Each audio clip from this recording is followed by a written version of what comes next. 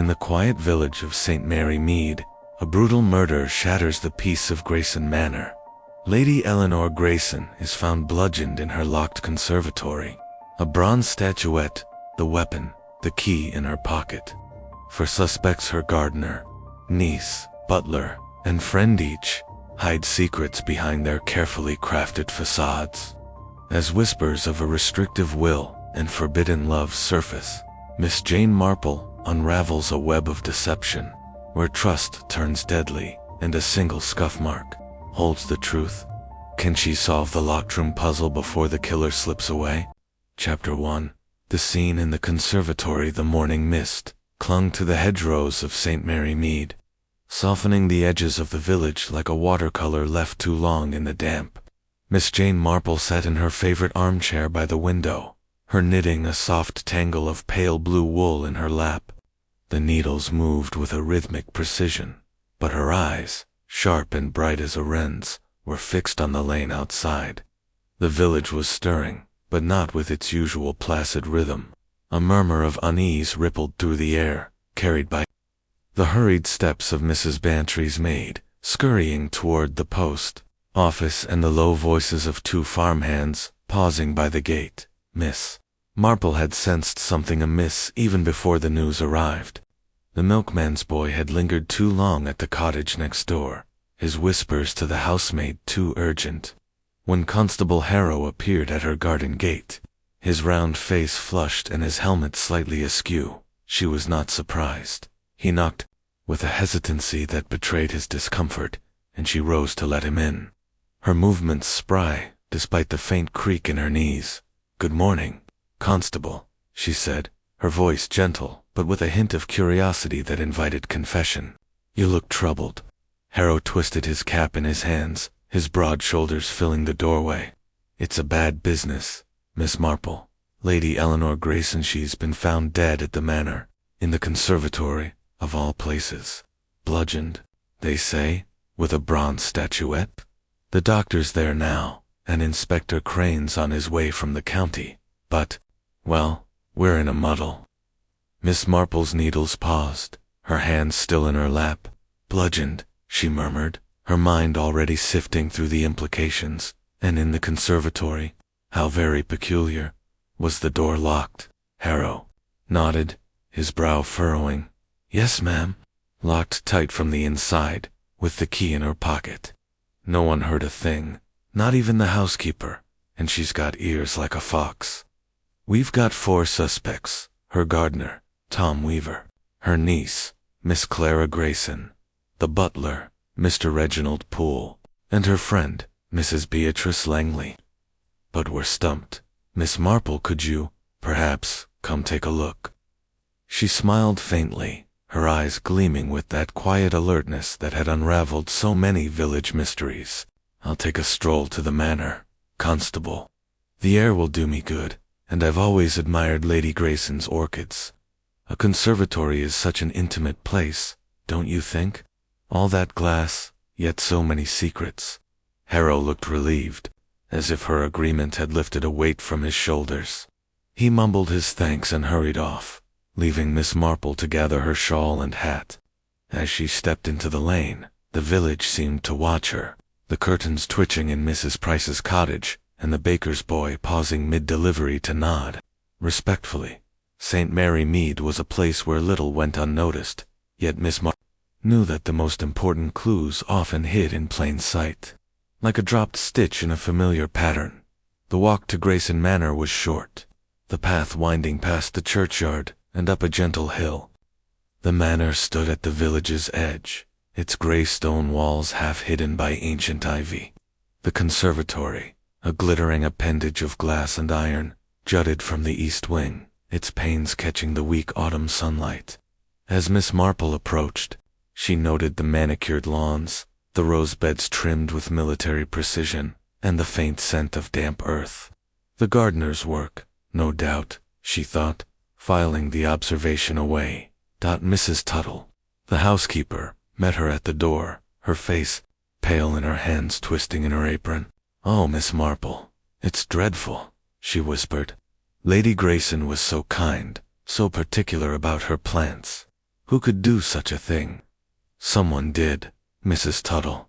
Miss Marple replied softly, her eyes scanning the hall.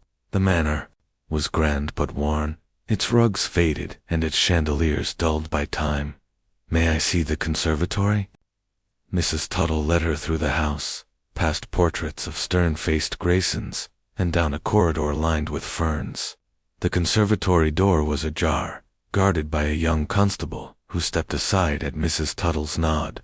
Inside, the air was warm and heavy, with the scent of soil and blossoms. Orchids bloomed in vivid pinks and whites, their delicate petals a stark contrast to the violence that had occurred. The bronze statuette a rearing horse, its base dark with dried blood lay on the tiled floor, cordoned off by a makeshift barrier of twine. Lady Grayson's body had been taken to the mortuary, but the scene remained vivid in its brutality. Miss Marple stepped carefully, her eyes tracing the room. The glass walls offered no cover, yet the locked door suggested a puzzle. She noted the arrangement of plants, the watering can tipped over by a bench, and the faint smudge on one of the lower panes, as if someone had pressed against it. Was Lady Grayson alone last evening? She asked Mrs. Tuttle. As far as we know, ma'am, the housekeeper replied. She liked to tend her plants after dinner, said it calmed her. And the suspects were they? Mrs. Tuttle hesitated. Mr. Weaver was in the garden till dusk, I think. Miss Clara was in her room, reading, she said. Mr. Poole was in the pantry, and Mrs. Langley left after tea, though she was here most of the afternoon. Miss Marple nodded, her mind already weaving connections. The conservatory, with its transparent walls, was a stage where every act should have been visible, yet someone had moved unseen. She thought of old Mrs. Hargreaves, who had once hidden a theft in plain sight by distracting the village with a faked illness. Thank you, Mrs. Tuttle, she said. I'll speak with the others soon. For now, I'll just observe. As she stepped back into the crisp air, Miss Marple's thoughts were already knitting together, each detail a stitch in a pattern only she could see.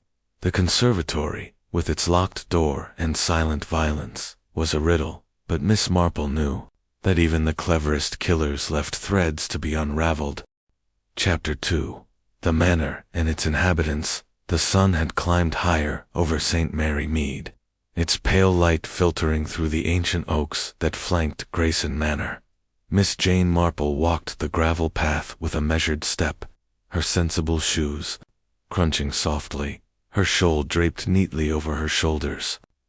The manor loomed before her, its gray stone facade both imposing and weary, as if it carried the weight of generations. The conservatory's glass walls glinted at the eastern end, a beacon of modernity amid the manor's somber antiquity. Miss Marple's eyes, keen as ever, took in every detail, the clipped precision of the boxwood hedges, the faint dew still clinging to the rose petals, and the distant figure of a gardener pausing to watch her approach. She felt the village's pulse, its quiet curiosity, and knew that Grayson Manor held secrets as tightly as her own knitting held its stitches. Mrs. Tuttle, the housekeeper, met her at the heavy oak door, her face still drawn from the morning's shock. Miss Marple, thank you for coming, she said, her voice low, as if afraid the walls themselves might overhear. The inspector's in the drawing room with the others. They're all there. The gardener, Miss Clara, Mr. Poole, and Mrs. Langley. It's a terrible thing, isn't it? Lady Grayson was so particular, so alive. Miss Marple nodded, her expression gentle, but her mind alert. Terrible indeed, Mrs. Tuttle, but we shall see what can be done. May I view the conservatory first?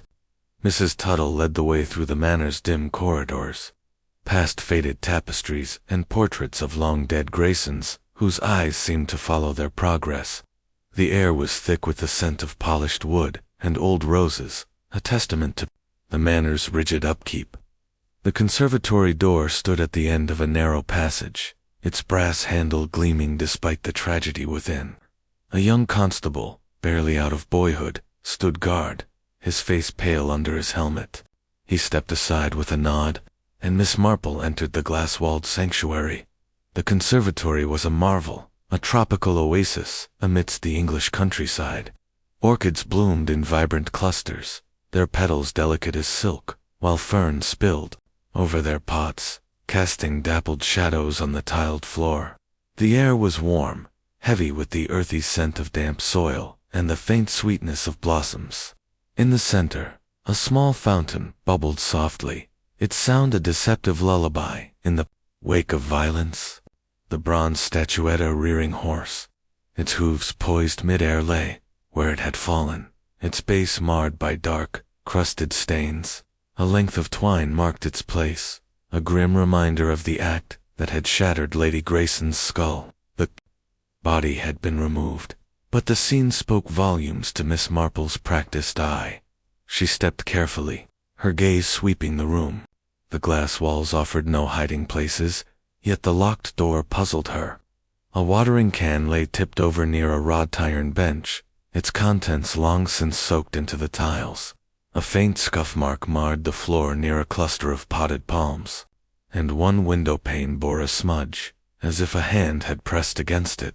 Miss Marple knelt, her fingers brushing the tiles, her mind already threading together possibilities. Was Lady Grayson alone here last evening? She asked Mrs. Tuttle, who hovered nervously by the door. As far as we know, ma'am, the housekeeper replied. She often came here after dinner to tend her plants. Said it was her sanctuary. The door was locked when we found her, the key in her pocket, and the windows. Miss Marple's eyes flicked to the row of ventilating panes high on the walls. All latched, ma'am. The inspector checked. Miss Marple nodded, her thoughts drifting to a long-ago case in St. Mary Mead, where a locked room had been no barrier to a determined killer. Thank you, Mrs. Tuttle. I think I'll meet the others now. The drawing room was a study in faded grandeur, its high ceilings adorned with plasterwork that had begun to crack, its velvet curtains heavy with dust. A fire crackled in the grate, casting flickering shadows on the faces of the 4 suspects gathered there. Inspector Crane, a lean man with a hawkish nose and a manner too brisk for Miss Marple's taste, stood by the mantel, his notebook open. He greeted her with a curt nod, clearly skeptical of her presence, but too professional to dismiss her outright. Miss Marple, he said, Constable Heiress speaks highly of you. We've got a locked-room mystery here, and these 4 were closest to Lady Grayson. Perhaps you'll see something we've missed. Miss Marple smiled, settling into a high-backed chair, her knitting bag at her feet. I'm sure you've been thorough, Inspector. I merely observe, as an old woman does. Her tone was mild, but her eyes were sharp, taking in each figure in the room. Tom Weaver, the gardener, slouched by the window, his broad frame filling the space like a tree rooted to the spot. His hands, rough and stained with earth, fidgeted, with a frayed cap. His eyes, a muddy brown, darted toward the door, as if he longed to escape to his familiar soil. Clara Grayson, the niece, sat primly on a settee, her pale hands folded in her lap. Her auburn hair was pinned tightly, and her gray eyes, though red-rimmed, held a curious stillness, like a pond undisturbed by ripples.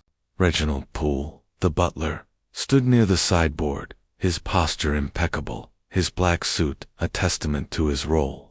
His face was a mask of professional calm, but Miss Marple noted the slight tremor in his fingers as he adjusted a silver tray.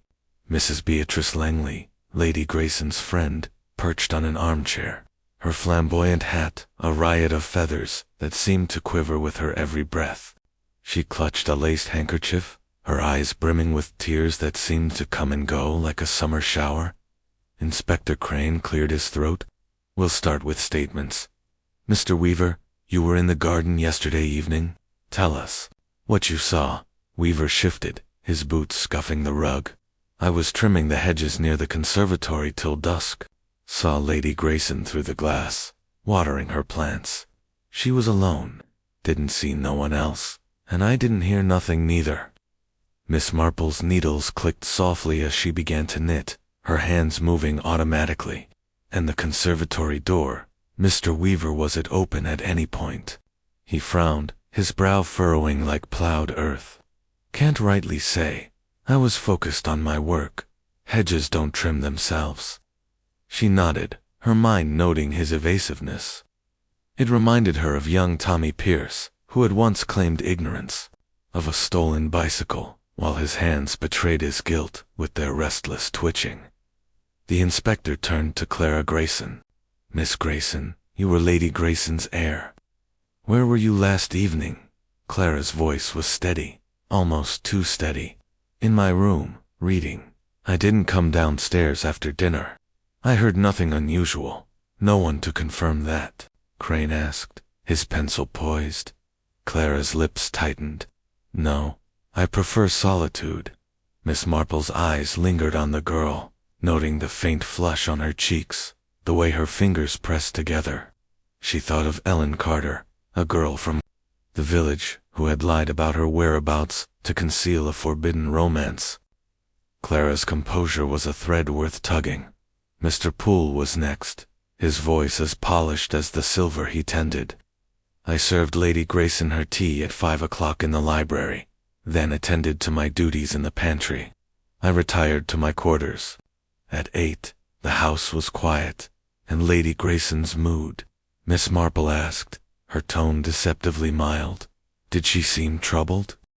Poole's eyes met hers briefly, a flicker of something caution, perhaps crossing his face. She was, as she always was, madam, particular, but not distressed. Miss Marple nodded, her needles clicking.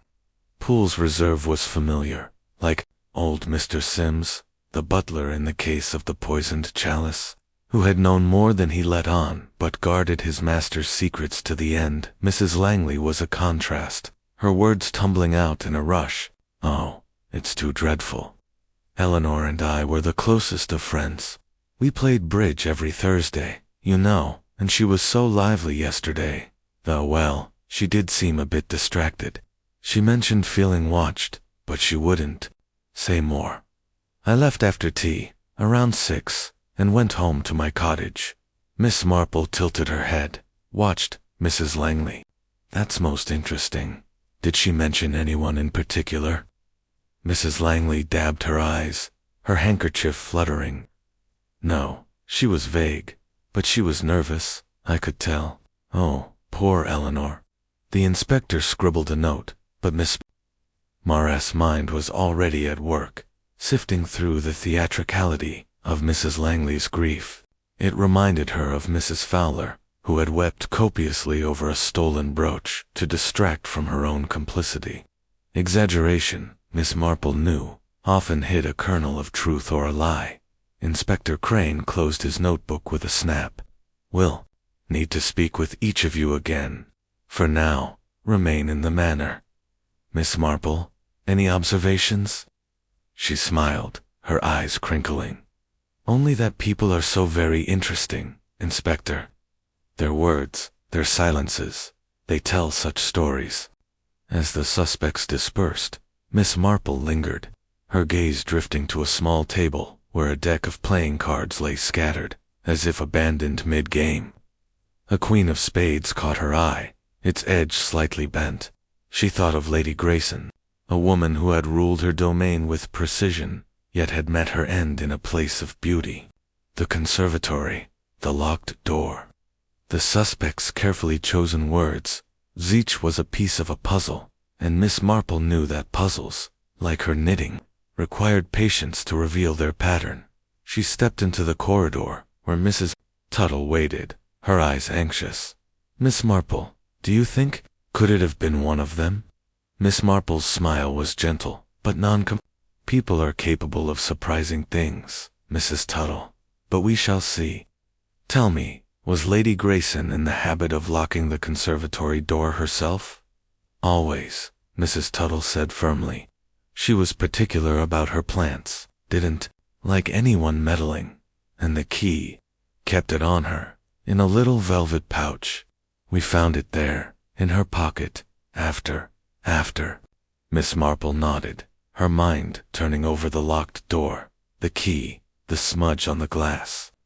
She thought of a case years ago, when a locked gate had been no barrier to a thief who had planned his entry with care. "Thank you, Mrs. Tuttle. I think I'll take a turn in the garden before I leave." The garden was a study in order, its beds meticulously tended, its paths raked smooth. Tom Weaver was there, leaning on a rake, his eyes narrowing as Miss Marple approached. She smiled, her manner disarming. "Such fine work, Mr. Weaver. You must know every inch of this garden," he grunted, his cap pulled low. "Been here 10 years. Know it better than my own face." "And the conservatory, do you ever go inside?" "Not unless Lady Grayson asked. She didn't like dirt tracked in." Miss Marple nodded, her eyes scanning the hedges near the conservatory's glass walls. A twig was snapped, caught in the foliage, as if someone had brushed past in haste. "You must see a great deal from out here," she said lightly. "People coming and going."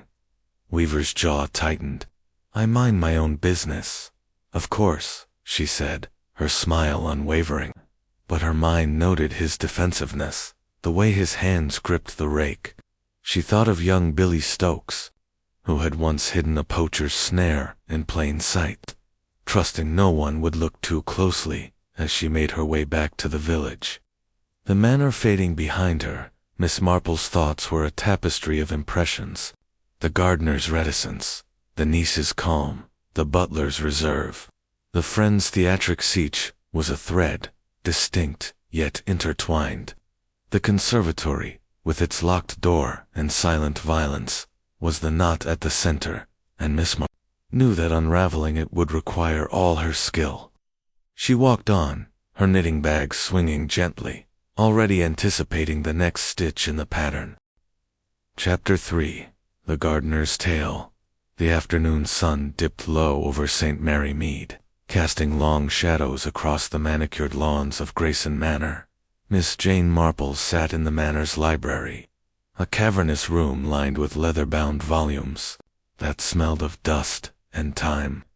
The fire in the grate crackled softly, but the air held a chill that no flame could dispel. Inspector Crane stood by a tall window, his sharp profile silhouetted against the fading light, his impatience evident in the tap of his pencil against his notebook. Miss Marple's knitting lay in her lap, her needles still for now, her hands folded as she observed the gardener, Tom Weaver, who stood awkwardly before them. Weaver was a man built like an oak, broad-shouldered and weathered, his face etched with lines that spoke of years under the sun. His boots, caked with earth despite a cursory attempt to clean them, left faint smudges on the library's polished floor. His cap, clutched in his gnarled hands, was twisted, as if it bore the brunt of his unease. Miss Marple noted the way his eyes, a deep hazel flecked with unease, avoided the inspector's gaze, settling instead on the intricate rug beneath his feet. "Mr. Weaver," Inspector Crane began, his voice clipped. "You've told us you were trimming hedges near the conservatory until dusk yesterday. Let's have it again, and mind you, be precise. What exactly did you see?" Weaver shifted, his weight, the floorboard creaking under him. "Like I said, sir, I was working the hedges along the east side, near the conservatory. Lady Grayson was inside, tending her plants, watering them orchids, I reckon. She was alone, far as I could tell. I didn't see no one else, and I didn't hear nothing out of the ordinary." Crane's eyes narrowed. "And this was what time?" "Dusk, sir. Around 7, maybe 1:30. Getting dark, so I packed up and went to my shed to put my tools away." Miss Marple tilted her head, her voice, soft but clear. "Mr. Weaver, those hedges must give you quite a view of the conservatory. All that glass sits like a stage, isn't it? Did you notice anyone passing by earlier in the day, perhaps?" Weaver's jaw tightened, his fingers mangling the cap. Further, "Can't say I did, ma'am. I keep my eyes on my work. Lady Grayson didn't like dawdling." She nodded, her expression one of gentle curiosity, but her mind was sharp, threading together his words. His reluctance reminded her of old Mr. Hodge, a groundskeeper in St. Mary Mead, who had once claimed ignorance of a trespasser, only to later admit he'd seen more than he let on to avoid trouble. "Of course," she said, "but you must see. So much working outdoors. People come and go, don't they?" Weaver grunted, his gaze flickering to the window. "Suppose so. But I don't make it my business to watch." Inspector Crane pounced on the hesitation. "You're holding something back, Weaver. Last week, you and Lady Grayson had a row. Care to explain?" The gardener's face reddened, a flush creeping up his weathered neck. "It was nothing, sir. She thought I was pinching her roses to sell at market. Said I'd been taking clippings without leave. I told her I hadn't, but she docked my wages all the same. Made me sore, I won't lie, but I didn't hold it against her. She was like that, quick to judge, slow to trust." Miss Marple's eyes softened, though her mind was alert. "And were you taking the roses, Mr. Weaver?" she asked, her tone as mild as if she were inquiring about the weather. Weaver's eyes met hers, a spark of defiance in them. "No, ma'am, I've been with the manor 10 years. I know my place. I'd not risk it for a few flowers." She nodded, her fingers brushing the wool in her lap.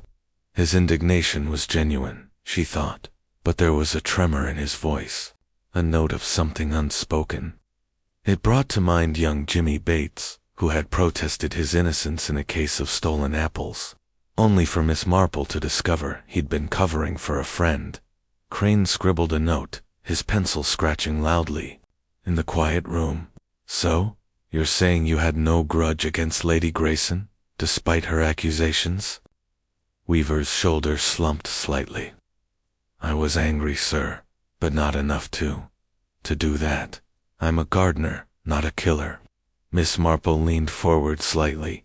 "Mr. Weaver, when you saw Lady Grayson in the conservatory, was she holding anything, a tool, perhaps, or something unusual?" He frowned, his brow furrowing like the earth he tilled. "Just a watering can, ma'am. Same as always. She was particular about her plants, always fussing over them. And the conservatory door," Miss Marple pressed gently. "Did you happen to notice if it was open or closed?"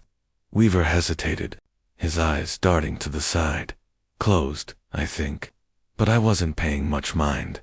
Like I said, I was focused on the hedges." She smiled, her expression serene, but her mind noted the pause, the slight shift in his stance. A man who spent his days observing the subtle changes in plants would surely notice more than he claimed. She thought of Mrs. Green's gardener, who had once described a stranger's footprint in the soil with uncanny detail. Yet Weaver seemed determined to see nothing. Crane snapped his notebook shut. "That'll do for now, Weaver. Don't leave the manor without permission." Weaver nodded, his relief palpable as he shuffled toward the door, his boots leaving a faint trail of dirt. Miss Marple watched him go, her mind turning over his words. The library's silence settled around them, broken only by the fire's soft crackle and the distant chime of a clock in the hall. "Well, Miss Marple," Crane said, his tone a mix of skepticism and curiosity, "what do you make of him?" She picked up her knitting, her needles resuming their rhythmic dance. "Mr. Weaver is a man of the soil, Inspector. He knows his place, as he says, but he's not blind. He sees more than he tells, I think, though whether it's to protect himself or another, I couldn't say. People in villages, you know, often keep secrets for reasons that seem trivial to outsiders." Crane raised an eyebrow. "You think he's lying?" "Not lying, perhaps," she said, her eyes on her knitting, "but holding back. It's a common thing, Inspector. Like my neighbor, Mrs. Price, who once swore she hadn't seen the postman deliver a letter, only to admit later she'd been too embarrassed to mention she'd been gossiping at the gate." Crane grunted, unconvinced. "We'll need more than village parallels to crack this, Miss Marple. The locked door, the statuette someone got in and out without being seen. Weaver's the only one who admits to being near the conservatory." Miss Marple's needles paused. "Yes, the locked door is curious, isn't it? But I wonder, Inspector, if we're looking at it the right way. A conservatory is such an exposed place. All that glass. It's like a stage, as I said. But stages have trapdoors and curtains, don't they? Crane frowned, clearly unused to such metaphors. You're suggesting some trick? I'm suggesting nothing yet, she said with a small smile. Only that we must look beyond the obvious. Mr. Weaver may have seen more than he admits, but he's not the only one with eyes in this house. She rose, her knitting tucked into her bag, and moved toward the window, where the garden stretched out in orderly rows. The conservatory's glass walls glinted in the distance, a silent witness to the crime. She thought of the smudge on the pane, the scuff mark on the floor, and Weaver's reluctance to speak plainly. Each was a thread, and she knew that pulling one might unravel the whole. Shall we speak to the others, Inspector? She asked, turning back to him. People are so revealing when they think they're being careful. Crane nodded, though his expression suggested he placed more faith in fingerprints than in human nature. We'll have Miss Grayson next. The niece stands to gain the most, and her alibi's as thin as paper. Miss Marple smiled, her eyes bright with anticipation. Yes, Miss Grayson. I'm most curious to hear her story. As they left the library, the manor's silence seemed to deepen, its walls holding their secrets close. Miss Marple's thoughts were already weaving a pattern, each word from Weaver a stitch in a design that was slowly taking shape. The gardener's tale was incomplete, she was certain, but it was only the beginning. In St. Mary Mead, as in life, the truth often lay in what was left unsaid. Chapter 4. The niece's motive. The late afternoon light filtered through the heavy curtains of Grayson Manor's drawing room, casting a muted glow over the mahogany furniture and the somber faces within. Miss Jane Marple sat in a cushioned armchair, her knitting bag at her side, her hands folded calmly in her lap. The air was thick with the scent of wax polish and the faint, lingering perfume of roses from a vase on the sideboard. Inspector Crane paced near the fireplace, his sharp eyes fixed on Clara Grayson, who sat on a settee, her posture rigid, as if braced for a storm. The young woman's auburn hair was pinned tightly, and her gray dress, though simple, was immaculate, betraying no hint of the chaos that had engulfed the manor. Her eyes, a pale shade of slate, met the inspector's with a steadiness that Miss Marple found both intriguing and unsettling. Miss Grayson, Crane began, his voice crisp, you've told us you were in your room reading all evening yesterday. No one saw you. No one heard you. That's a flimsy alibi for someone who stands to inherit a fortune. Clara's lips pressed into a thin line, but her voice was even. I don't see why I need an alibi, Inspector. I loved my aunt.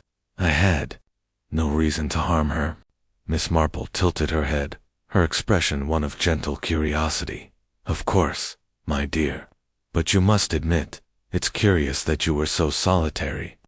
Most young people, in my experience, are seldom so devoted to their books on a fine evening. What were you reading, if I may ask? Clara's gaze flickered, a brief shadow crossing her face. A novel. Jane Eyre. I find it comforting. Miss Marple nodded, her mind noting the hesitation, the choice of a book so laden with themes of confinement and rebellion. It reminded her of young Sarah Mills, who had once claimed to be engrossed in poetry while secretly meeting a suitor in the churchyard. A fine choice, she said softly. And you heard nothing? No footsteps, no voices from the conservatory below? Nothing, Clara said firmly, her hands clasped tightly in her lap. The house was quiet. I went to bed early. Crane stopped pacing, his notebook open. Let's talk about the will. You're Lady Grayson's sole heir, are you not? The estate, the manor, the investments, it all comes to you.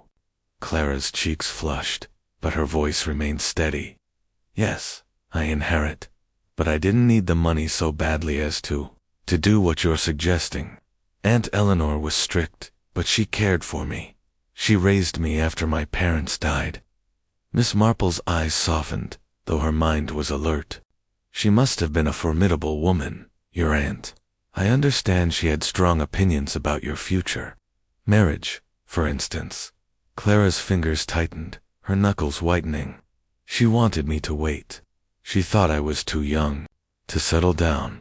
But that's hardly a reason to. She stopped, her breath catching, as if she'd said more than intended. Crane seized the moment. Too young? Or was it that she disapproved of someone specific? We've heard rumors of a young man in London, an artist, perhaps. Clara's eyes flashed, a spark of defiance breaking her composure. That's my business, Inspector. My aunt and I disagreed, yes, but it was nothing out of the ordinary. Families argue. Miss Marple leaned forward slightly, her voice gentle as a breeze. Of course, my dear. But disagreements can weigh heavily, especially when they concern one's future. In St. Mary Mead, I recall a young woman, Miss Emily Trent, her name was who, argued with her father over a suitor. She was so calm, so composed, yet she hid a great deal of feeling. People often do, don't they? Clara's gaze met Miss Marple's, and for a moment, the room seemed to hold its breath. I hid nothing, she said, but her voice was softer. Now, less certain. Crane scribbled a note, his pencil scratching sharply. You were in the house all evening, Miss Grayson. The conservatory is not far from your room. You're telling me you didn't hear a struggle? A cry? Nothing at all? I told you. I was reading, Clara said, her tone sharp now. The walls are thick, and my room is on the second floor. I didn't hear anything, Miss Marple. Eyes drifted to Clara's hands, noting the faint tremor, the way her fingers pressed into her palms. She thought of the conservatory, its glass walls offering no soundproofing, and the locked door that suggested trust between victim and killer. Miss Grayson, she said, did you ever help your aunt in the conservatory? With her orchids, perhaps? Clara blinked, caught off guard. Sometimes. She liked to teach me about them. Said it was important to understand beauty. And did you visit the conservatory yesterday? Miss Marple's tone was light, almost conversational. No, Clara said quickly. I told you, I was in my room. Miss Marple nodded, her expression serene, but her mind was weaving threads together. Clara's quick denial, the tremor in her hands, the mention of the orchid site, all painted a picture. Incomplete, but vivid. She recalled a case in the village, where a young woman's alibi had crumbled under the weight of small inconsistencies, like a dropped stitch unraveling a scarf. Crane closed his notebook with a snap. That's enough for now, Miss Grayson. Don't leave the manor. We'll speak again. Clara rose, her movements graceful but stiff, as if holding herself together by sheer will. She left the room without a backward glance, her footsteps echoing in the corridor. Inspector Crane turned to Miss Marple, his brow furrowed. She's hiding something. That alibi's too neat, and she's got motive in spades. The estate's worth a fortune, and those rumors about a suitor, there's something there. Miss Marple picked up her knitting, her needles clicking softly. Perhaps, Inspector. But motives are like patterns in a quilt. Sometimes the most obvious ones distract from the subtler stitches. Miss Grayson is composed, yes, but composure can mask many things. Fear, guilt, or simply pride. Crane grunted, unconvinced. You think she's innocent? I think nothing yet, Miss Marple said with a small smile. But I've known young women like Clara Grayson. They guard their hearts fiercely, and that can lead to complications. We must look at all the threads, Inspector, not just the brightest one.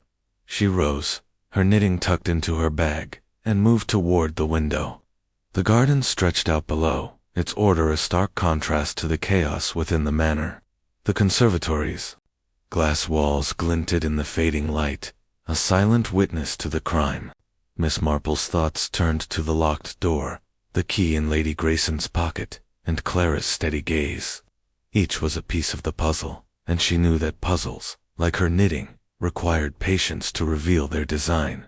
Shall we speak to Mr. Poole next? She asked, turning to Crane. A butler sees so much, yet says so little. It's a most interesting position, don't you think? Crane nodded, though his expression suggested he preferred facts to fancies. Pools. Next, let's see if his story holds up better than the niece's. As they moved toward the door, Miss Marple's mind was already at work, threading together Clara's words, her silences, and the faint tremor in her hands. The niece's motive was clear, but clarity, Miss Marple knew, could be deceptive. In St. Mary Mead, as in life, the truth often lay in the shadows, waiting for a careful hand to bring it to light. Chapter 5. The Butler's Discretion. The evening shadows lengthened across Grayson Manor, pooling in the corners of the drawing-room where Miss Jane Marple sat, her knitting bag resting beside her like a faithful companion. The fire in the grate had dwindled to glowing embers, casting a warm but feeble light over the room's heavy furnishings. The air carried the faint must of old books and the sharp temps of furniture polish, a testament to the manor's meticulous upkeep. Inspector Crane stood by the sideboard, his lean frame tense, his eyes fixed on Reginald Poole, the butler, who stood before them with the poised dignity of a man who had spent decades in service. Poole's black suit was immaculate, his white shirt crisp, and his expression a carefully crafted mask of professional calm. Yet Miss Marple's sharp eyes caught the slight twitch of his fingers, the barest hint of unease in the way he adjusted his cuffs. "Mr. Poole," Crane began, his voice carrying the brisk authority of one accustomed to answers, "you've been with Lady Grayson for 20 years. You must know every rhythm of this house. Tell us about yesterday evening. Where were you, and what did you see?" Poole's voice was smooth, measured, as if polished by years of deference. "I served Lady Grayson her tea in the library at 5 o'clock, as was her custom. She seemed in good spirits, though perhaps a touch distracted. Afterward, I attended to my duties in the pantry, polishing the silver and preparing the dining room for breakfast. I retired to my quarters at 8 o'clock. The house was quiet, and I heard no disturbance." Miss Marple's hands rested in her lap, her knitting untouched for the moment. She tilted her head, her gaze gentle but piercing. 20 years is a long time, Mr. Poole. You must have been very close to Lady Grayson. Did she confide in you about any worries, any enemies?" Poole's eyes met hers briefly, a flicker of something caution perhaps, or calculation crossing his face, before his expression smoothed again. "Lady Grayson was a private woman, madame. She did not share her concerns with the staff, though I believe she trusted me in matters of the household. As for enemies, I knew of none. She was firm, certainly, but fair." Miss Marple nodded, her mind noting the careful choice of words. Poole's reserve reminded her of Mr. Jenkins, a butler in St. Mary Mead, who had once concealed his master's gambling debts with a similar air of polished neutrality. "And the conservatory, Mr. Poole," she said softly. "Did you happen to pass by it yesterday evening, perhaps on your way to the pantry?" Poole's fingers stilled, though his face remained impassive. "No, madam. My duties kept me in the main house. I had no reason to go near the conservatory." "And the door," Miss Marple continued, her tone as light as a summer breeze, "was it locked when you last saw it? Lady Grayson was so particular about her plants? I understand." Poole hesitated, the pause so brief it might have gone unnoticed by a less observant eye. "I believe it was locked, madame, but I cannot be certain. I did not check it myself." Miss Marple smiled, her eyes crinkling. "Of course, a butler's duties are so many, aren't they? One can't notice everything." Crane, who had been listening with growing impatience, interjected. "Poole, you were in the house all evening. You're telling me you didn't hear a thing? No cry, no sound of a struggle? The conservatory's not that far from the pantry." Poole's posture stiffened, though his voice remained even. "The manor is large, sir, and the walls are thick. I heard nothing unusual. If there was a struggle, it did not reach my ears." Miss Marple's gaze drifted to the sideboard, where a silver tray gleamed under the lamplight. She thought of the conservatory, its glass walls offering little barrier to sound, and the locked door that suggested intimacy between victim and killer. "Mr. Poole," she said, "did Lady Grayson ever mention feeling uneasy? Perhaps about someone watching her, as Mrs. Langley suggested?" Poole's eyes flickered again, a shadow passing over them. "She did not, madam. Mrs. Langley may have exaggerated. Lady Grayson was not one for fanciful notions." Miss Marple nodded, her mind threading together his words, his hesitations. Poole's discretion was a fortress, but fortresses often had cracks. She recalled a case in the village, where a butler's loyalty had hidden a master's indiscretions until a single slip, misplaced letter had unraveled the truth. Crane scribbled a note, his pencil scratching sharply. "You've been loyal to Lady Grayson, Poole, but loyalty can blind a man. If you know anything you'd better speak up." Poole's lips tightened, but he said nothing, his silence as eloquent as his words. Crane snapped his notebook shut, his frustration evident. "That's all for now, Poole. Stay in the manor." Poole inclined his head, a gesture of deference that carried a hint of defiance, and left the room. With measured steps, the door closed softly behind him, and the silence that followed was heavy with unspoken questions. Crane turned to Miss Marple, his brow furrowed. "He's too smooth. That one knows more than he's letting on, I'd wager. But he's got no obvious motive, and his story's tight." Miss Marple picked up her knitting, her needles resuming their quiet rhythm. "Mr. Poole is a man of habit, Inspector.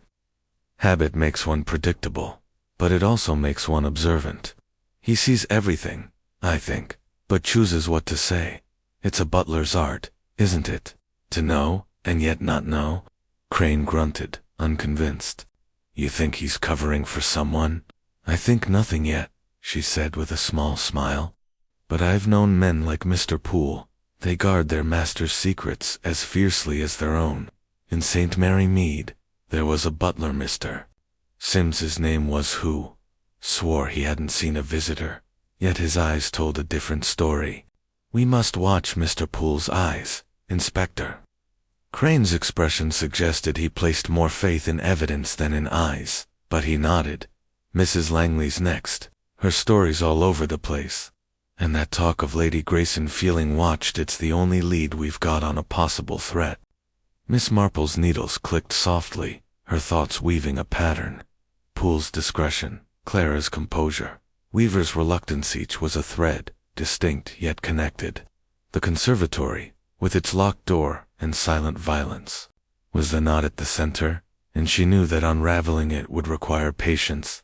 "Yes, Mrs. Langley," she said, her voice thoughtful.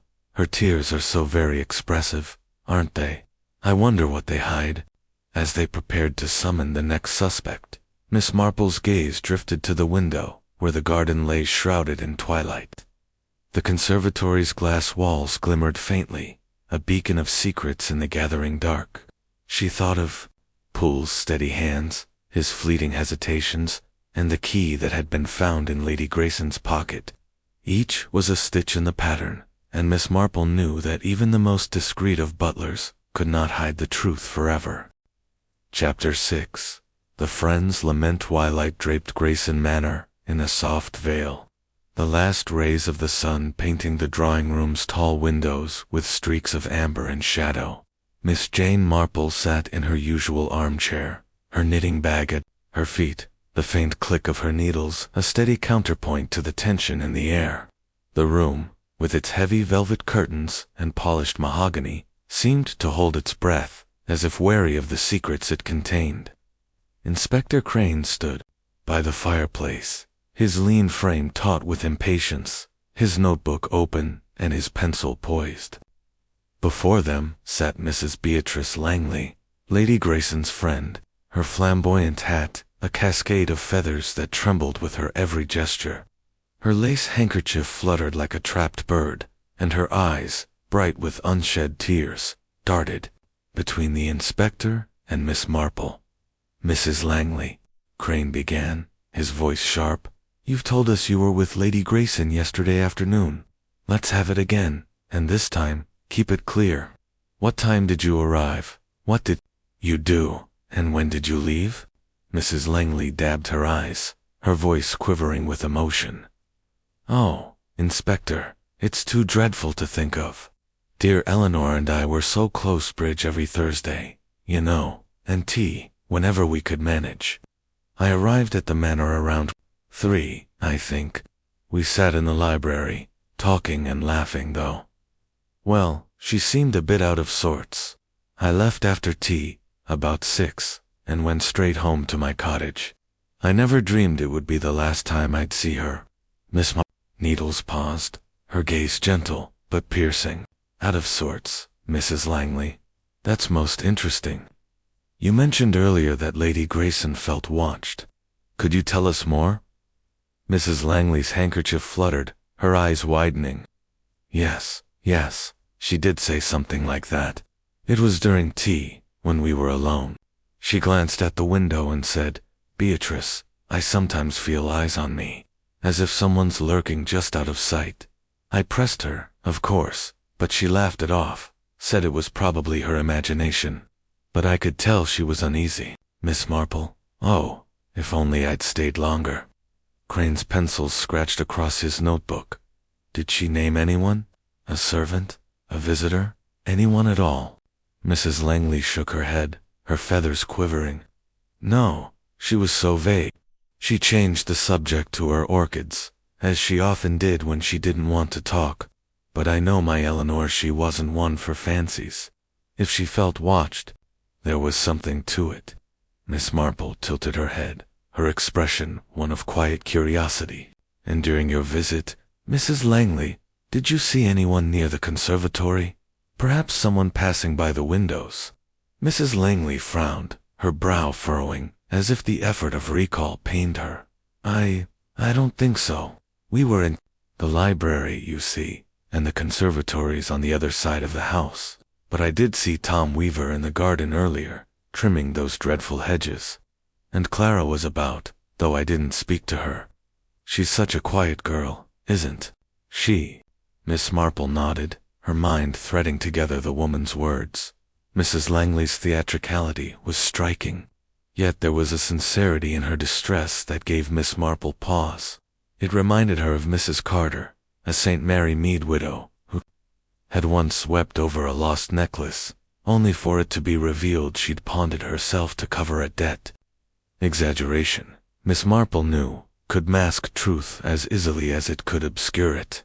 Crane leaned forward, his eyes narrowing. "You left at 6, you say? Can anyone confirm that? Your maid, perhaps?" Mrs. Langley's cheeks flushed, her handkerchief twisting in her hands. "My maid was out visiting her sister, Inspector. I was alone at home, but I assure you, I left the manor promptly.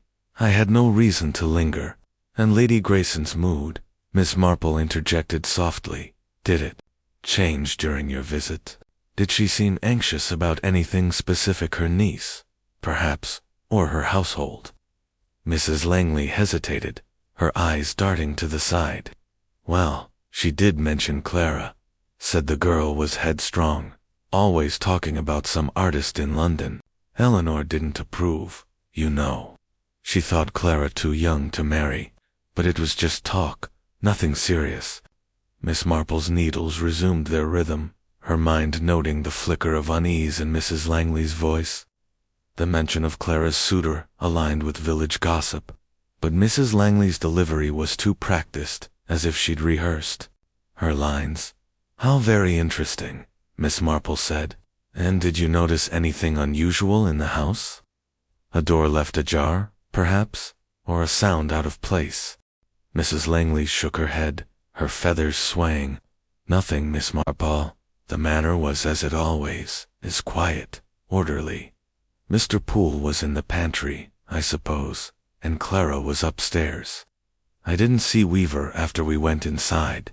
Crane scribbled another note, his frustration evident in the sharp strokes of his pencil.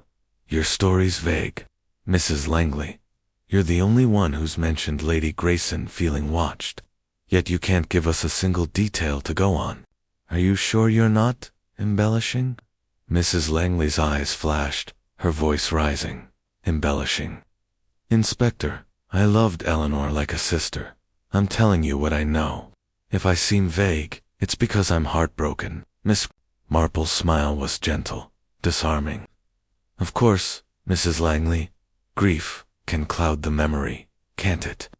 In St. Mary Mead, I recall a dear friend, Mrs. Fowler.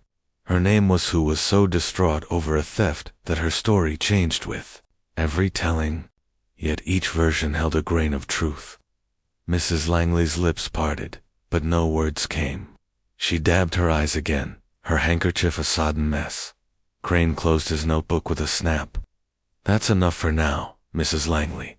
Stay in the manor until we say otherwise. Mrs. Langley rose, her movements unsteady, as if her emotions had drained her. She murmured a farewell and swept from the room, her hat's feathers trailing like a comet's tail. The door closed behind her, and the silence that followed was thick with unspoken questions. Crane turned to Miss Marple, his brow furrowed. She's a performer, that one. All tears and no substance. But that talk of being watched, if it's true, it's the first hint of a threat we've got. Miss Marple's needles clicked softly, her thoughts weaving a pattern. Mrs. Langley is certainly expressive, Inspector. But expression can be a mask, can't it? Her story wavers, yet there's something in it, a thread worth following. She may have seen more than she says, or perhaps she wishes us to think so. Crane grunted, his skepticism clear. You think she's lying about the watching business? Not lying, perhaps, Miss Marple said, her eyes crinkling, but shaping the truth to suit her stage. People like Mrs. Langley thrive on attention, and attention can lead them to embellish, as you put it. We must sift her words carefully. She rose, her knitting tucked into her bag, and moved toward the window. The conservatory's glass walls glimmered in the twilight, a silent sentinel of the manor's secrets. Miss Marple's thoughts turned to Mrs. Langley's tears, her vague hints of danger, and the mention of Clara's suitor. Each was a stitch in the pattern, and she knew that even the most theatrical of performances could hide a truth worth uncovering. Shall we return to the conservatory, Inspector? She asked, turning to Crane. I'd like to see it again, now that the light is fading. Sometimes, shadows reveal what daylight conceals. Crane nodded, though his expression suggested he doubted shadows would yield more than fingerprints. Very well, Miss Marple, let's take another look. As they left the drawing room, Miss Marple's mind was already at work, threading together Mrs. Langley's words, her tears, and the fleeting unease in her eyes. The friend's lament was a performance, but every performance, Miss Marple knew, had a script hand. She was determined to read between its lines. Chapter 7. The locked door puzzled. The twilight had deepened into a soft, inky dusk as Miss Jane Marple stepped into the conservatory of Grayson Manor, her shawl drawn close against the evening chill. The glass walls, which had sparkled with sunlight earlier, now reflected the flickering glow of a single lantern held by Inspector Crane, who followed her with a mix of curiosity and exasperation. The air within was heavy with the scent of damp earth and blooming orchids, their delicate petals ghostly in the dim light. The tiled floor gleamed faintly, save for the spot where the bronze statuette, a rearing horse, its base still stained with blood, lay cordoned off by twine. The conservatory was a place of beauty, yet its silence seemed to hum with the weight of the crime it had witnessed. Miss Marple moved carefully, her eyes tracing the contours of the room. The glass panes, framed in slender iron, offered no cover, no shadows to conceal a lurking figure. The single door, heavy oak with a sturdy lock, stood closed, its brass handle catching the lantern's light. The key, as Mrs. Tuttle had confirmed, had been found in Lady Grayson's pocket, a detail that gnawed at Miss Marple's mind like a loose thread in her knitting. She knelt near the potted palms, her fingers brushing the tiles. where a faint scuff mark marred the otherwise pristine surface. It was a small thing, easily overlooked, but to Miss Marple, it was a stitch in the pattern. Inspector Crane set the lantern on a wrought iron bench, his voice sharp with frustration. A locked room, Miss Marple. The door was bolted from the inside, the key in her pocket, the windows latched. How did the killer get in and out? It's a blasted puzzle. Miss Marple rose, her gaze drifting to the high ventilating panes along the upper walls. Indeed, Inspector, it is a puzzle. But puzzles, you know, often have simple solutions, dressed in clever disguises. Have you considered the windows more closely? They may appear latched, but appearances can deceive. Crane frowned, his eyes following her gaze. We checked them all. Every latch is secure, no signs of tampering. The glass is intact, no panes broken. Unless the killer's a ghost, they didn't come through there. Miss Marple's lips curved in a faint smile, her mind recalling a case in St. Mary Mead, where a supposedly locked window had been manipulated with a piece of string and a clever hand. Ghosts are rarely necessary, Inspector. Let us look again. She approached the nearest window, her fingers tracing the latch. It was a simple mechanism, a metal hook that slotted into a loop, designed to allow ventilation without compromising security. The latch was indeed closed, but she noted a faint scratch on the iron frame, barely visible in the lantern's glow. Curious, she murmured, her eyes narrowing. This scratch is fresh, don't you think? As if something, a tool, perhaps brushed against it. Crane leaned closer, his skepticism tempered by curiosity. A tool? You're suggesting someone forced the latch? Not forced, perhaps, Miss Marple said softly, but persuaded. A thin blade or a wire could lift a latch from the outside, if one knew how. I recall a young man in my village, Tommy Lane, his name was, who opened a locked shed this way to retrieve a cricket ball. He was quite proud of his ingenuity, until his father found out. Crane grunted, unconvinced but unwilling to dismiss her outright. He moved to another window, inspecting the latches with the lantern's light. No other scratches, he said, and the panes are too high for easy access. The killer would need a ladder, and we found no sign of one in the garden. Miss Marple nodded, her gaze returning to the scuff mark on the floor. It was near a cluster of potted ferns, their fronds spilling over like green curtains. She knelt again, her fingers brushing the soil in one of the pots. It was loose, recently disturbed, and a faint indentation suggested something heavy had rested there. Inspector, she said, have you examined these pots?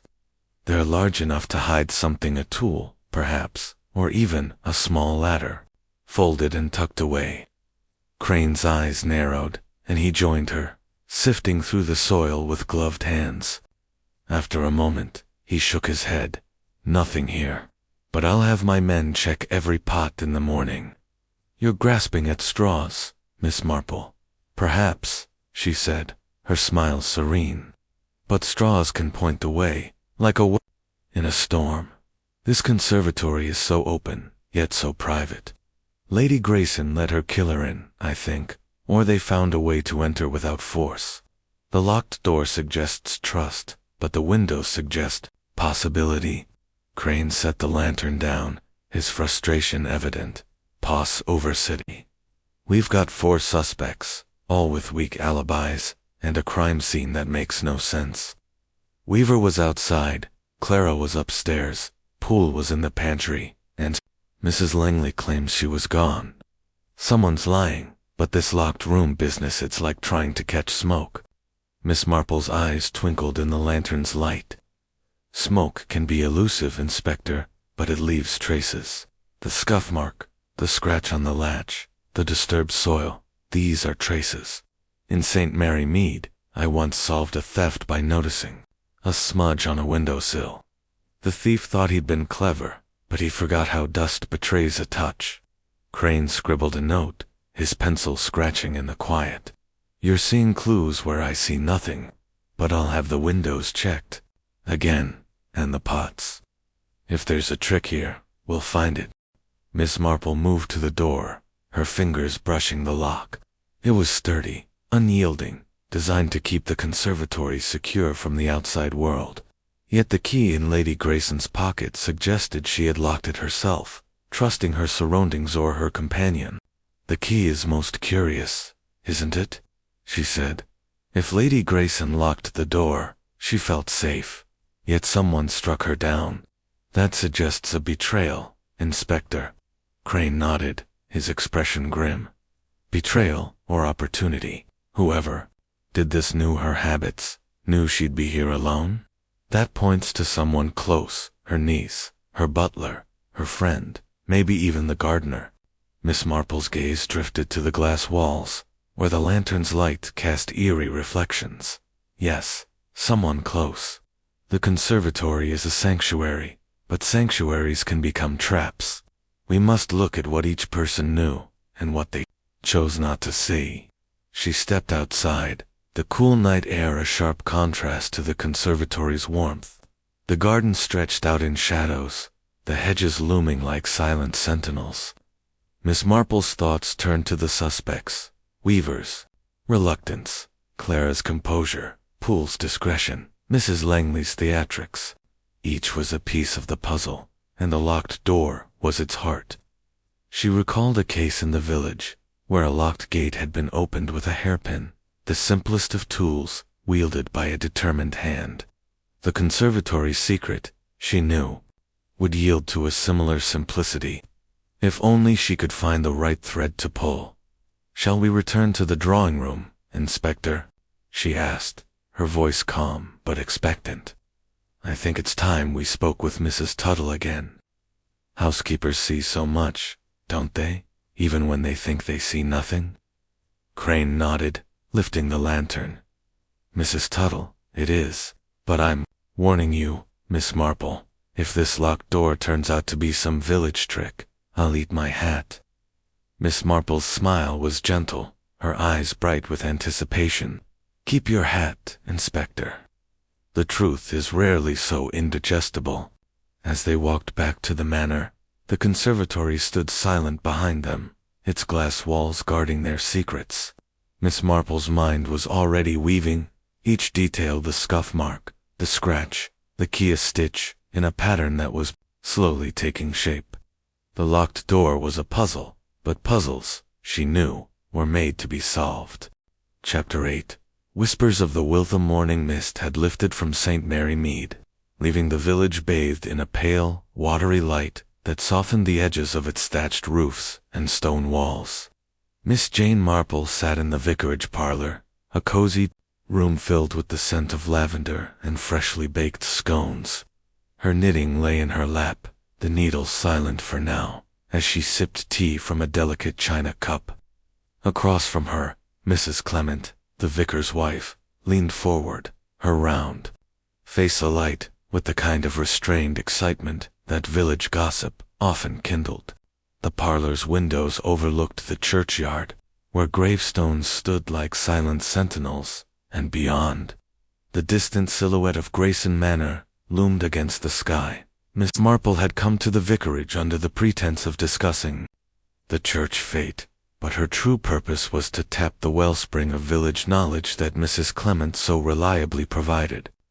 The murder of Lady Grayson had set tongues wagging, and Miss Marple knew that gossip, like her knitting, often held patterns hidden beneath its surface. "It's such a dreadful business, Jane," Mrs. Clement said, her hands fluttering as she poured more tea. "Lady Grayson struck down in her own conservatory. The village is in a state, I can tell you. They say the door was locked, and no one heard a thing. It's like something out of one of those novels Clara Grayson reads." Miss Marple's eyes crinkled, her expression one of gentle interest. "Indeed, it is quite extraordinary. And Clara such a quiet girl, from what I hear. Did you know her well?" Mrs. Clement leaned closer, her voice dropping to a conspiratorial whisper. "Not well, but enough to know she's had a hard time of it, poor thing. Lady Grayson raised her after her parents died, but she was stricto, terribly strict.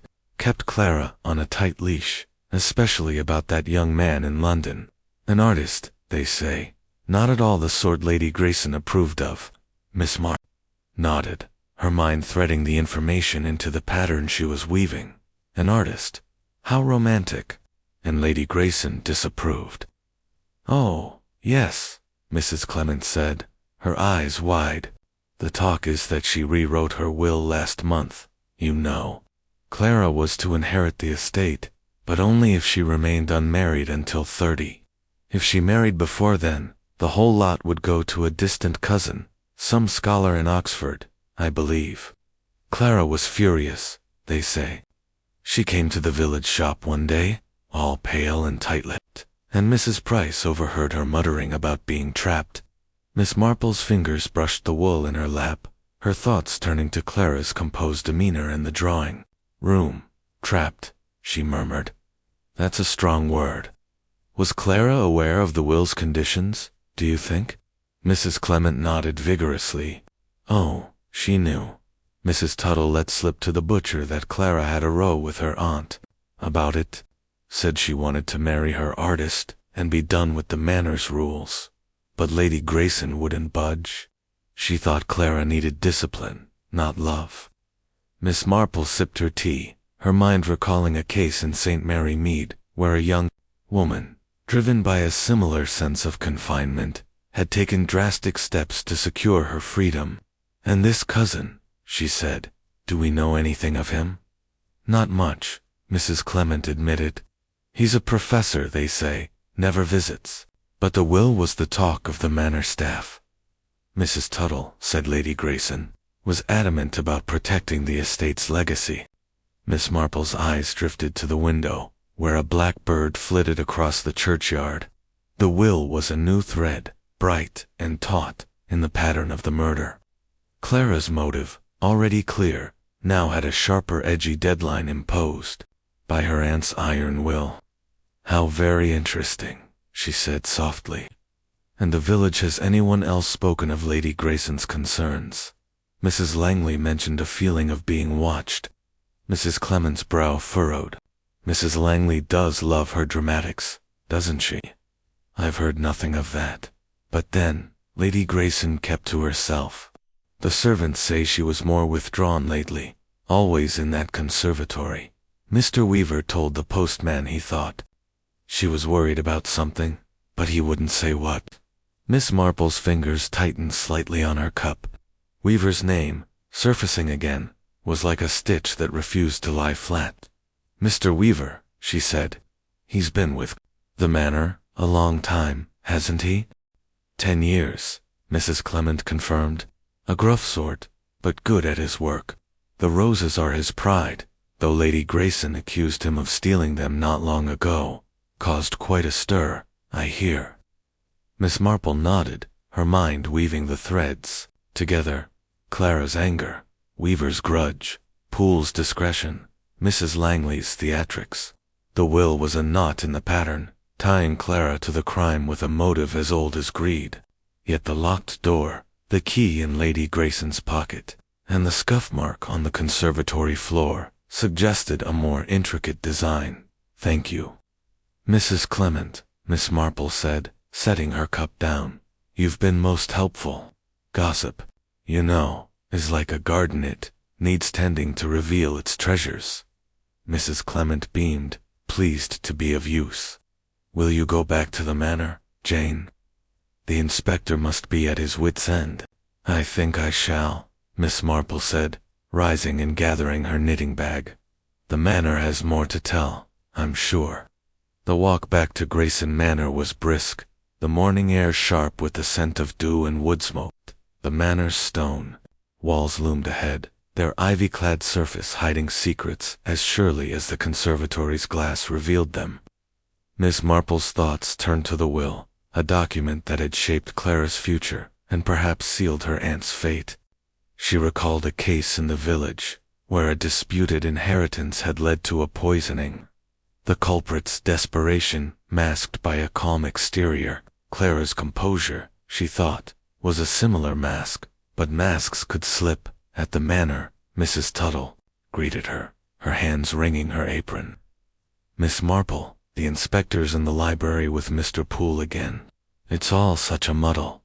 Have you found anything?" Miss Marple smiled, her eyes kind but alert. "Only questions, Mrs. Tuttle. Tell me, did Lady Grayson speak of her will recently? Perhaps to you or the staff?" Mrs. Tuttle's eyes widened, then darted away. "She mentioned it once, ma'am, about a month ago. Said she'd made changes to protect the estate. Miss Clara was there, and she went white as a sheet. Didn't say a word, but you could feel the air turn cold." Miss Marple nodded, the pattern growing clearer. "And did Clara ever speak of leaving the manor? For London, perhaps?" Mrs. Tuttle hesitated, then nodded. "She did, ma'am. Said she wanted a life of her own, not her aunt's rules. But Lady Grayson wouldn't hear of it. Said Clara had duties here." Miss Marple's fingers brushed her knitting bag, her mind threading the housekeeper's words into the design. Clara's motive was not just greed, but freedom, a powerful force in a young heart. Yet the locked door, the scuff mark, the key, these were threads that pointed to method, not just motive. "Thank you, Mrs. Tuttle," she said. "You've been most helpful." As she moved toward the library, Miss Marple's thoughts were a tapestry of connections. Clara's anger, Weaver's silence, Poole's reserve, Mrs. Langley's drama, and now the will's strict conditions.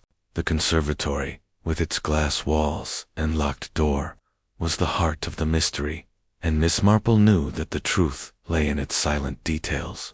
She stepped into the library, ready to pull another thread in the pattern that was slowly taking shape. Chapter 9.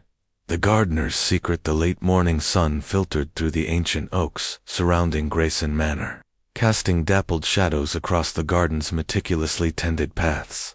Miss Jane Marple walked slowly along the gravel, her sensible shoes crunching softly, her shawl draped neatly over her shoulders. The air was crisp, carrying the scent of freshly turned earth and the faint sweetness of late-blooming roses. The conservatory loomed to her right, its glass walls glinting like a watchful eye, silent yet heavy with the memory of violence. Miss Marple's knitting bag swung gently at her side, but her hands were empty, her sharp eyes scanning the garden for more than its beauty. She had come to find Tom Weaver, the gardener, whose reticence in the library had left a thread dangling in her Minda thread she intended to tug. Weaver was near the rosebeds, his broad frame bent over a cluster of crimson blooms, a pair of pruning shears in his calloused hands. His face, weathered as the bark of the oaks, was set in a scowl. Though whether from his task or the weight of suspicion, Miss Marple could not yet tell. As she approached, he straightened, wiping his brow with a sleeve, his hazel eyes narrowing under the brim of his frayed cap. "Good morning, Mr. Weaver," Miss Marple said, her voice as gentle as the breeze stirring the roses. "Your garden is quite splendid. Lady Grayson must have been so proud of your work." Weaver grunted, his hands tightening on the shears. "She liked her roses, ma'am. Particular about them, she was. Didn't like a single petal out of place." Miss Marple nodded, her gaze drifting to the conservatory's glass walls, where the morning light revealed no secrets. "I can imagine. And you, working so close to the conservatory, must have seen her often, tending her orchids. It's such a clear view, isn't it? Like looking into a glass house of secrets." Weaver's jaw tightened, his eyes flicking to the conservatory before returning to the roses. "I kept to my work, ma'am. Didn't have time for peering, of course," Miss Marple said, her smile disarming. "But a man who knows his garden as you do every leaf, every stem must notice things, even without meaning to. A shadow, moving perhaps, or a figure passing by. Did you see anyone near the conservatory yesterday, Mr. Weaver? Earlier in the day, say, around noon." Weaver's hand stilled, the shears hovering over a rosebud. His silence was heavy, and Miss Marple noted the way his shoulders tensed, as if bracing against her words. "I told the inspector," he said gruffly. "I was trimming hedges till dusk. Didn't see nothing unusual. Miss Marple tilted her head, her expression one of quiet curiosity. Yes, you did say that. But noon is a busy time in a garden, isn't it? The light is strong, the manor bustling. I wonder if you might have noticed Miss Clara, for instance. She's so fond of her aunt's plants, I hear. Weaver's eyes darted to hers, a spark of unease betraying his guarded demeanor. Miss Clara, I might have seen her, ma'am, near the conservatory, around midday. She was carrying something, wrapped in cloth. Looked heavy, but I didn't think much of it. She's always about, fussing with things. Miss Marple's heart quickened, though her face remained serene. Something heavy, wrapped in cloth. How intriguing. Did you see where she went with it? Weaver shook his head, his cap casting a shadow over his face. Didn't watch her, ma'am. I had my own work. She was near the conservatory door. That's all I know. Miss Marple nodded, her mind weaving this new thread into the pattern. A heavy object, wrapped in cloth, carried by Clara at whodunit, could be nothing, or it could be everything. She thought of a case in St. Mary Mead, where a gardener's boy had seen a stranger with a sack, only to later admit it was a stolen silver candlestick. Weaver's reluctance to speak, his quick dismissal, reminded her of that boy's fear of trouble. Did you mention this to the inspector, Mr. Weaver? She asked, her tone as mild as if she were inquiring about the weather. Weaver's face reddened, his fingers mangling the cap he'd pulled from his head. Didn't seem important. M.A.A.M. Miss Clara's always carrying things, books, flowers, what have you. I didn't want to stir up trouble for her. Miss Marple's smile was gentle, but her eyes were sharp. Of course, it's natural to want to avoid trouble. In my village, there was a gardener, Mr. Hodge. His name was, who once kept quiet about a broken gate, thinking it wasn't his place to speak. But that gate led to a theft, you see. Small things can matter, Mr. Weaver. He shifted uncomfortably, his boots scuffing the gravel. I ain't hiding nothing, ma'am. I just do my job. Lady Grayson was good to me, mostly, even with that business about the roses. Yes, the roses, Miss Marple said, her gaze drifting to the crimson blooms. That must have stung, being accused of stealing. Did it make you angry, Mr. Weaver? His eyes flashed, a spark of defiance breaking through. I was sore, I won't lie. 10 years I've tended this garden, and she thought I'd pinch her flowers for a few shillings. But I didn't hold it against her. She was sharp, but she paid fair. Miss Marple nodded, her mind noting the bitterness in his voice, the way his hands gripped the shears. It was a small thing, but small things, she knew, could grow into motives. She thought of the conservatory, the locked door, and the scuff mark on the floor. Weaver's presence, near the glass walls, his view of Lady Grayson, his glimpse of Clara with a heavy object. These were stitches in a pattern that was beginning to take shape. Thank you, Mr. Weaver, she said, her voice warm. You've been most helpful. I think I'll take a turn by the conservatory now. The orchids are so lovely, even in such sad times. Weaver grunted, his relief palpable, as he turned back to his roses. Miss Marple walked toward the conservatory, her steps measured, her mind alert. The glass walls gleamed in the sunlight, their transparency a mockery of the secrets they hid. She paused by the door, her fingers brushing the lock, her thoughts returning to the key found in Lady Grayson's pocket, the scuff mark, the scratch on the window latch. And now Weaver's admission about Clarice was a thread, and Miss Marple felt the pattern tightening. She glanced back at the garden, where Weaver's broad figure was bent over his work, his movements deliberate but tense. His secret, small as it was, had shifted the design, pointing to Clara in a way that could not be ignored. Yet Miss Marple knew that secrets, like roses, often had thorns, and Weaver's reluctance might hide more than he intended, as she turned toward the manor, intending to find Inspector Crane. Miss Marple's thoughts were a tapestry of connections. Clara's motive, Weaver's silence, Poole's discretion, Mrs. Langley's drama, and the will's iron grip. The conservatory, with its locked door and silent violence, was the heart of the mystery.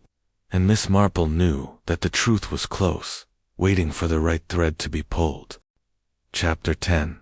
The niece's alibi unravels. The afternoon sun cast a golden haze over Grayson Manor, its light filtering through the drawing room's tall windows and painting the faded rugs with patches of warmth. Miss Jane Marple sat in her customary armchair, her knitting bag at her side, the soft click of her needles a quiet rhythm against the tension that hung in the air. The room, with its heavy curtains and polished mahogany, seemed to hold its secrets tightly, as if reluctant to let them spill. Inspector Crane stood by the sideboard, his lean frame taut with the impatience of a man nearing the end of his tether. Before them sat Clara Grayson, her auburn hair pinned tightly, her gray dress as immaculate as ever. Her hands were folded in her lap, but Miss Marple noted the faint tremor in her fingers, a crack in the composure that had so far defined her. "Miss Grayson," Crane began, his voice sharp with authority, "we've spoken before, and your story hasn't changed. You were in your room, reading, all evening. No one saw you, no one heard you. But we've had new information, and I'd advise you to be straight with us now." Clara's gray eyes met his, steady, but with a flicker of unease. "I've told you the truth, Inspector. I was in my room. I heard nothing, saw nothing. I don't know what you expect me to say." Miss Marple's needles paused, her gaze gentle, but piercing. "Truth is such a delicate thing, isn't it, Miss Grayson? Like a flower in your aunt's conservatory, it needs care to bloom fully. I wonder if you might help us with something. Mr. Weaver mentioned seeing you near the conservatory at noon yesterday, carrying something heavy, wrapped in cloth. Could you tell us about that?" Clara's cheeks paled, her hands tightening in her lap. "Mr. Weaver must be mistaken," she said, her voice low but firm. "I was in the house all day, mostly in my room. I didn't go near the conservatory." Miss Marple tilted her head, her expression one of quiet curiosity. "How strange." Mr. Weaver seemed quite certain. "He's a man who notices details. You know, every leaf, every stem. In my village, St. Mary Mead, there was a young man, Tommy Pierce, who swore he hadn't seen a stolen bicycle, but his eyes gave him away. Eyes are so revealing, don't you think?" Clara's gaze darted to the side, a fleeting shadow crossing her face. "I don't know what he saw, Miss Marple. Perhaps it was someone else. I was moving a plant for my aunt earlier in the week, but not yesterday." Crane leaned forward, his notebook open, his pencil poised. "A plant. That's a new detail, Miss Grayson. You didn't mention that before. What kind of plant, and where did you take it?" Clara's lips parted, then closed, as if she'd realized her misstep. "It was one of her orchids. She asked me to move it to the library, to show Mrs. Langley. But that was days ago, not yesterday." Miss Marple's needles resumed their rhythm, her mind threading together Clara's words. The girl's quick correction, the tremor in her hands. The mention of an orchid was a pattern forming, fragile, but telling. She thought of a case in St. Mary Mead, where a young woman's alibi had unraveled over a misplaced shawl, a small lie that led to a larger truth. "An orchid," Miss Marple said softly. "How lovely, and wrapped in cloth. That's unusual, isn't it?" Clara's flush deepened, her voice sharp. "I didn't say it was wrapped in cloth. Mr. Weaver must have imagined that. I carried it in a pot, as anyone would." Miss Marple nodded, her smile serene, but her eyes alert. "Of course, my dear. Memories can be so tricky. But let's talk about your aunt. She was strict, I hear, especially about your future. That must have been difficult, with a young man in London waiting for you." Clara's eyes flashed, a spark of defiance breaking through her composure. My aunt wanted what she thought was best. We disagreed, yes, but that's no crime. I loved her, despite everything. Crane's pencil scratched sharply. Disagreed. That's putting it mildly. We know about the will, Miss Grayson. You inherit the estate, but only if you stay unmarried until 30. That's a strong motive to want your aunt out of the way, especially with a suitor pressing you. Clara's hands clenched, her knuckles white. I didn't need the estate that badly, Inspector. I wanted my freedom, yes, but I wouldn't. I couldn't. Her voice broke, and she looked away, her eyes glistening. Miss Marple's voice was gentle, almost soothing. Freedom is a powerful thing, Miss Grayson. In St. Mary Mead, I knew a girl, Ellen Carter. Her name was, who wanted so desperately to marry against her family's wishes. She lied about her whereabouts, thinking it would protect her. But lies, you see, are like loose threads, they pull apart under pressure. Clara's gaze snapped to Miss Marple's, a mix of fear and anger in her eyes. I'm not lying, I was in my room. I didn't go near the conservatory yesterday, and I didn't carry anything wrapped in cloth. Crane closed his notebook with a snap, his frustration evident. You're sticking to a weak story, Miss Grayson? Weaver saw you, and that heavy object could be the statuette used to kill your aunt. You'd better start talking, or things will go hard for you. Clara rose, her movements stiff, her voice cold. I've told you all I know. May I go? Crane nodded curtly. Stay in the manor. We're not done. Clara left the room, her footsteps echoing in the corridor, and the silence that followed was heavy with unspoken truths. Crane turned to Miss Marple, his brow furrowed. She's lying, plain as day. Weaver's story puts her at the conservatory, and that business about the orchid, it's a clumsy dodge.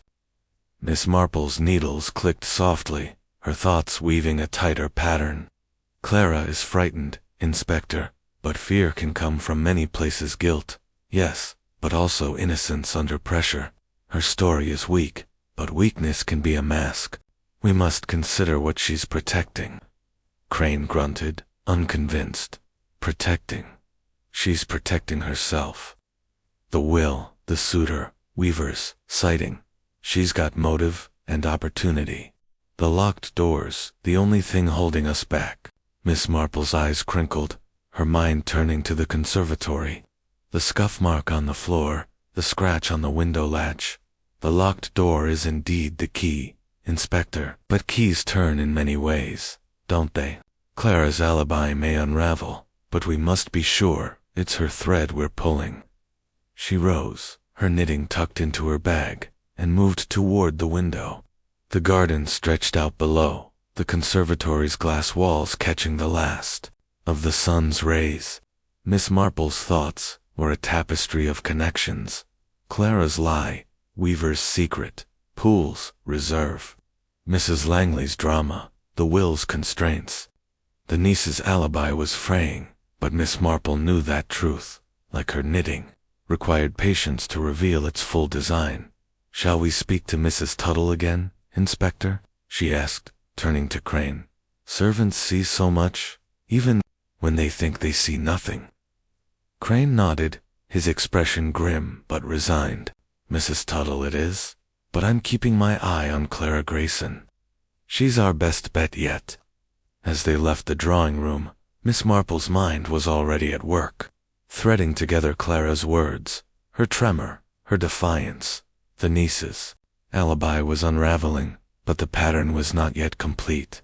In St. Mary Mead, as in life, the truth often lay in the smallest stitches, waiting for a careful hand to bring them to light. Chapter 11. The solution emerges. The evening had settled over Grayson Manor like a heavy cloak, the drawing-room's lamplight casting long shadows across the polished mahogany and faded velvet. Miss Jane Marple sat in her familiar armchair, her knitting bag at her feet, the soft glow illuminating her serene face as her sharp eyes took in the gathered suspects.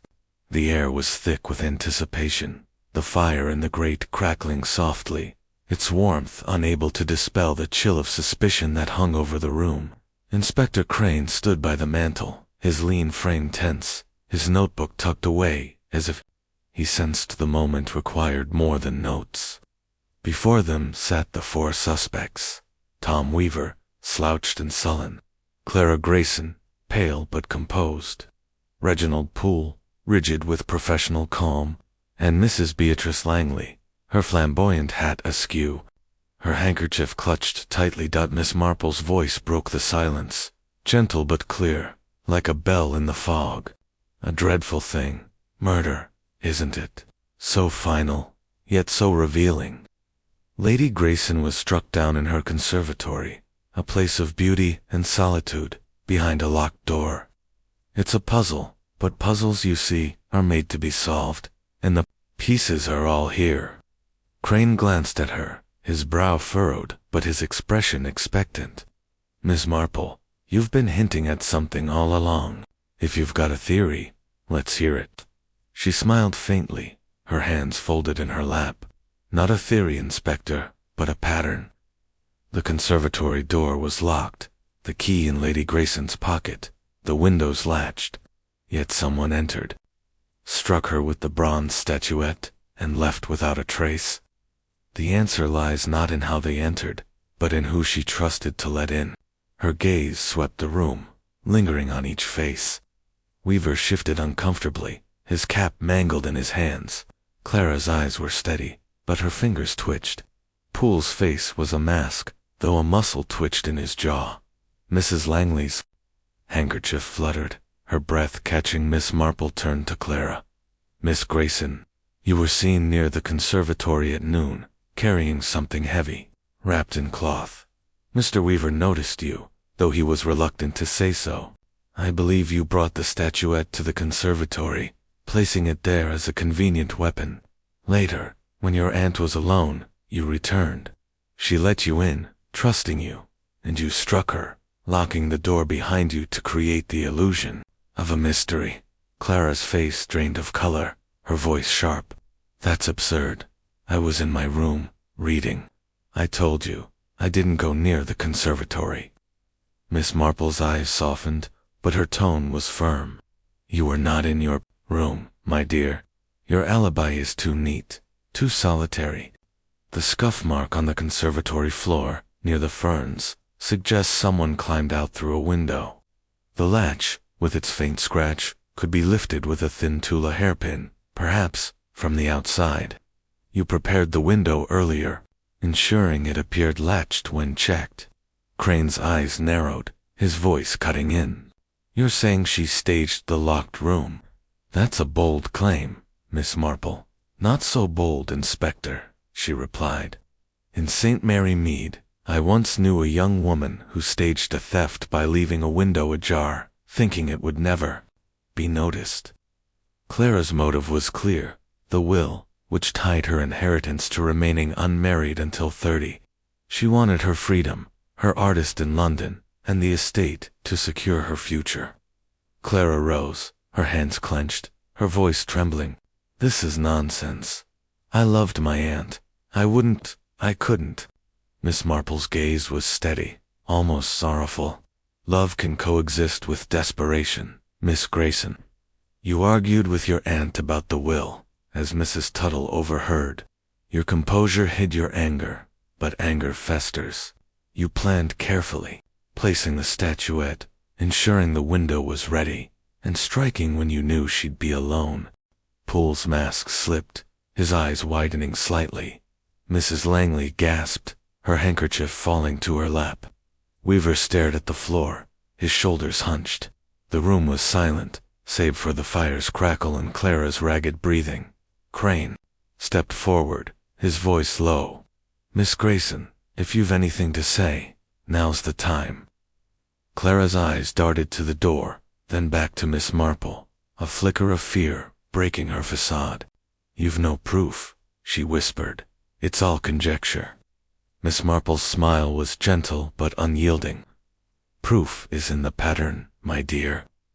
The statuette was not a fixture in the conservatory. Mrs. Tuttle confirmed it was kept in the library until recently. You moved it, knowing its weight.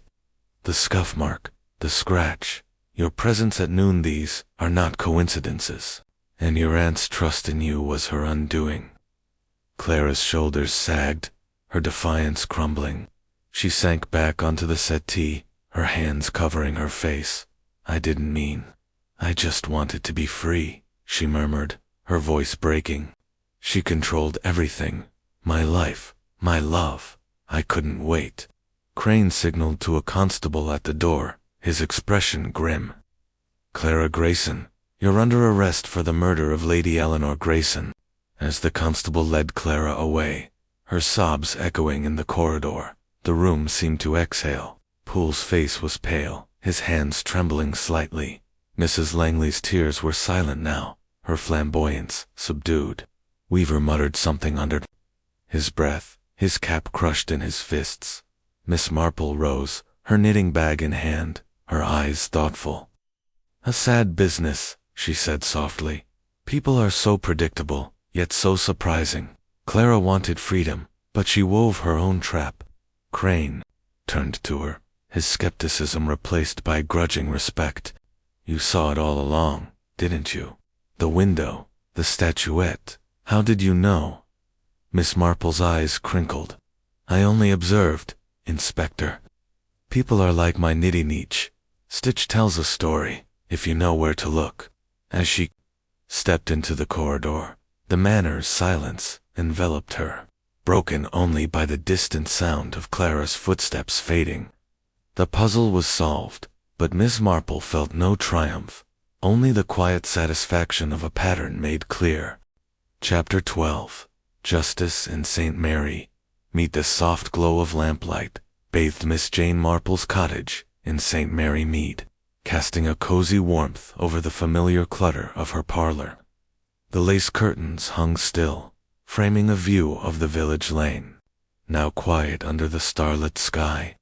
Miss Marple sat in her favorite armchair, her knitting a gentle tangle of pale blue wool in her lap, the needles clicking with a rhythm as steady as the village clock.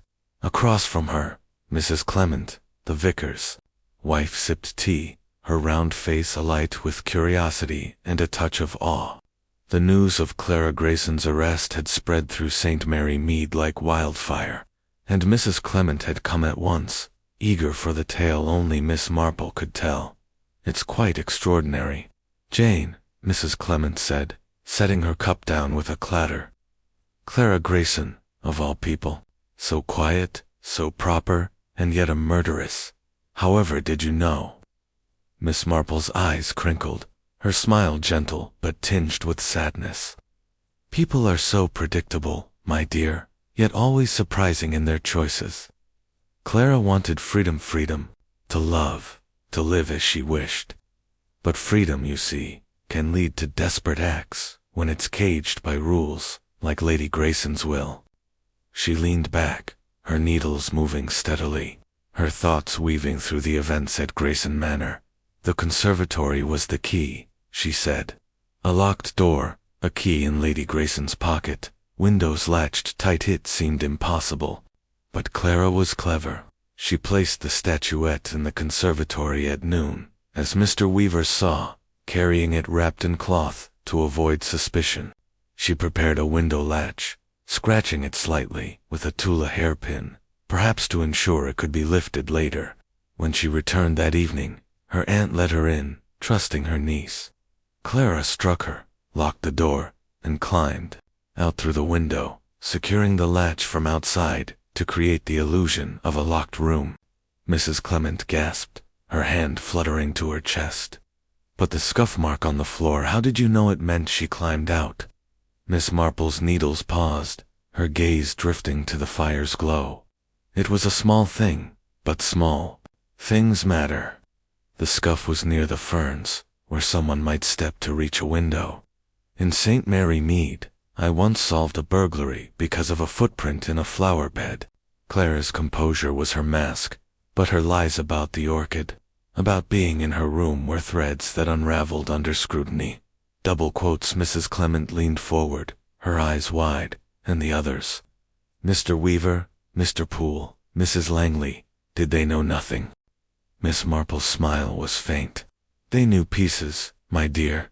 Mr. Weaver saw Clara with the statuette, but kept silent. Fearing trouble, Mr. Poole's discretion hid his suspicions, though his eyes betrayed unease. Mrs. Langley's dramatics muddled the truth, but her talk of being watched pointed to Lady Grayson's growing fear. Each played a part, like stitches in a pattern, but Clara's motive, her need for the estate, and her freedom wove the crime. Mrs. Clement shook her head, her tea forgotten. Poor Clara. To think she'd kill for love and money. And poor Lady Grayson, trusting her own niece. Miss Marple's needles resumed their rhythm, her voice soft. Trust is a fragile thing, like a delicate stitch. Clara's desperation broke it. She confessed, "You know, as they took her away. I couldn't wait," she said. "She controlled everything, my life, my love. It's a sad business, but justice is served." The fire crackled, filling the silence as Mrs. Clement absorbed the tale. Outside, St. Mary Mead slumbered, its quiet rhythms restored. Miss Marple's thoughts lingered on the conservatory, its glass walls a stage for betrayal. She recalled a case in the village, where a young man's greed had led to theft, his calm facade crumbling under the weight of small truths. Clara's story was no different, a pattern of human frailty she had seen before. "Will you go to the trial, Jane?" Mrs. Clement asked, breaking the reverie. Miss Marple shook her head, her eyes on her knitting. "No, my dear, my part is done. The courts will handle Clara now, and St. Mary Mead will talk of it for weeks, as villages do. But I prefer my garden and my knitting to courtrooms." Mrs. Clement smiled, rising to leave. "You're a marvel, Jane. The village is lucky to have you." Miss Marple's smile was modest, her needles clicking. "I only observe, my dear. People tell their stories, if you know how to listen." As Mrs. Clement departed, the cottage settled into its familiar quiet. Miss Marple's gaze drifted to the window, where the stars gleamed above the sleeping village. The pattern of the murder was complete, each stitch Clara's lie, Weaver's secret, Poole's reserve, Mrs. Langley's tears woven into a tapestry of truth. Another knot in the fabric of St. Mary Mead had been unraveled, and Miss Marple, with her knitting and her quiet wisdom, felt the satisfaction of a puzzle well solved.